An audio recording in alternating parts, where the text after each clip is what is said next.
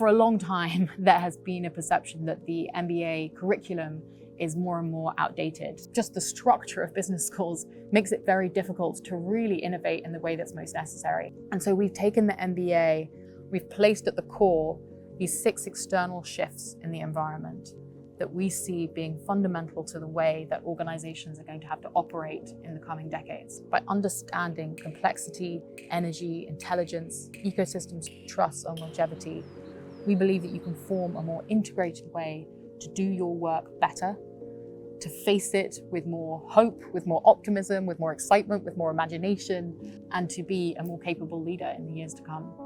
Before others feel the winds shift, before the markets move, some leaders can sense the currents of change. They know that mastering today's complexity demands more than yesterday's case studies.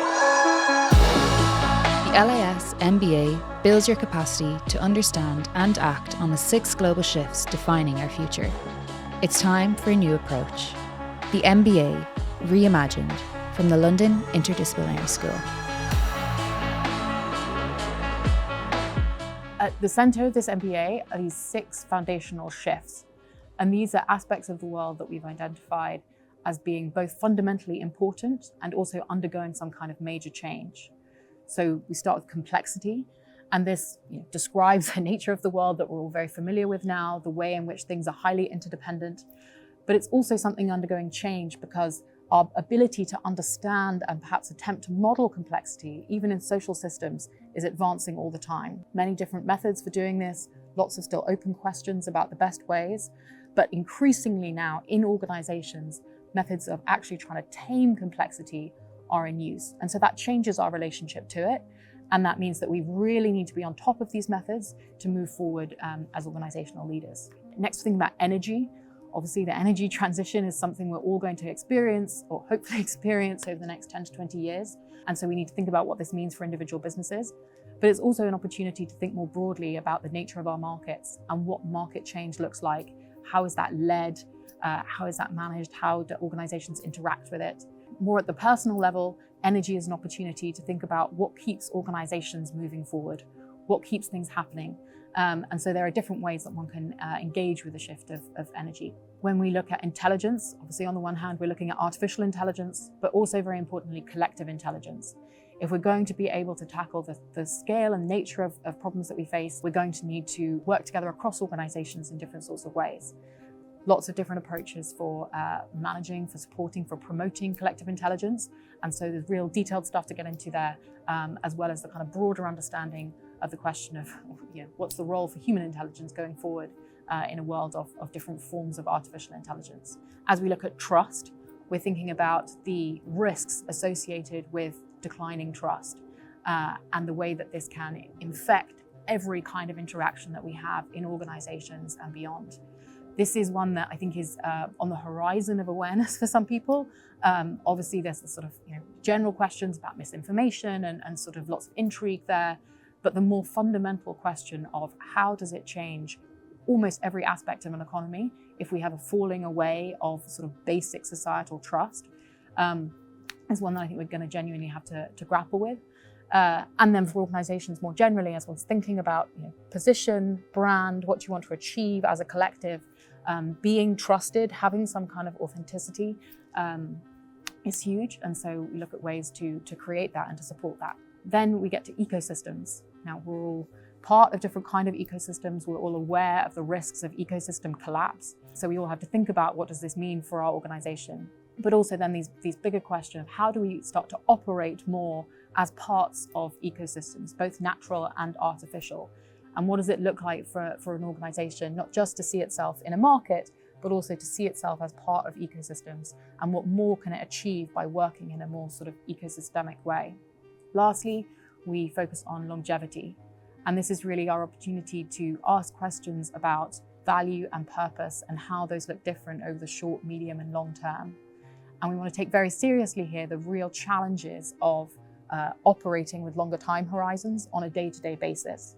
So many cases here of different kind of organizations that have tried to do that, and also different ways that we can really try and establish a sense of what is the sort of value that we're trying to create over the long term.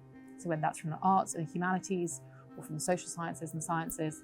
We're going to really try and interrogate this question of kind of what is value, how can it exist in more durable forms. The learning in this MBA will be both virtual and on-site. As part of the on-sites, we're really going to focus on constructing live cases. So this is where we're bringing in our organizational partners to develop the kind of problem discovery and framing around a particular shift, and to understand how are these shifts manifesting currently in organizations' day-to-day work. So through that, students will get an experience of using problem framing methods, of really trying to reach beyond the kind of current basic understanding of a problem towards its hidden dimensions, towards the aspects of it that are more interdependent, that are more complicated. And we'll be doing that live with partners alongside us.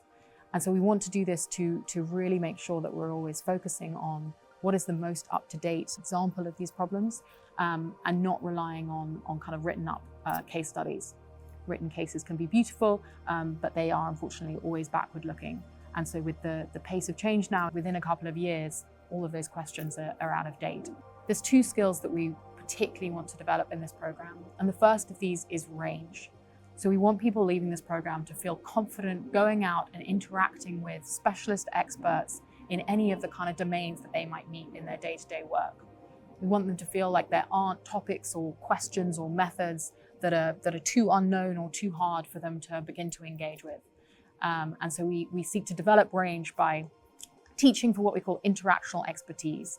So the ability to be able to kind of ask hard questions of specialist experts, to sort of get to grips with a new knowledge area, to recognize the key threshold concepts in that area, and grasp the lay of the land of an area really quickly. This is something that we teach in our programs. We're pretty expert at taking people from scratch to an advanced kind of comprehension of a field and what it can offer. The second thing is foresight.